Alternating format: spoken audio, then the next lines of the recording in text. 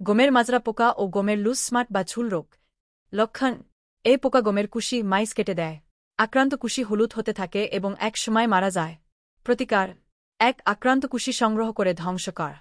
২. Cartap গ্রুপের কাটাপ 50 SP বা cartap 50 SP 2-5 গ্রাম লি হারে বা কার্বোসালফান গ্রুপের মার্শাল 20 ইসি 2 মি লি হারে পানিতে মিশিয়ে স্প্রে কর। ৩. কার্বোফুরান 10 কেজি হেই হারে প্রয়োগ কর। গমের লুজ স্মার্ট বা ঝুল রোগ। লক্ষণ: এই রোগের আক্রমণে গমের শীষে কালো বর্ণের প্রচুর পরিমাণে পাউডারের মতো বস্তু দেখা যায়। আক্রমণ বেশি হলে গমের দানাগুলো ছড়ে যায় এবং শীষটি গমশূন্য দণ্ডে পরিণত হয়। প্রতিকার: ১. কার্বেন্ডাজিম গ্রুপের ছত্রাকনাশক যেমন ব্যাবিস্টিন 1 গ্রাম হারে প্রতি লিটার পানিতে মিশিয়ে স্প্রে করতে হবে। পরবর্তীতে যা করবেন না।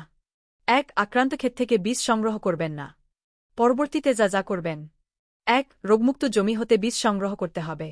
২. প্রতি কেজি গম বীজে 2.5-3.0 গ্রাম নইন বা প্রতি লিটার পানিতে 1 গ্রাম ব্যাবিস্টিন মিশিয়ে বীজ শোধন করতে হবে।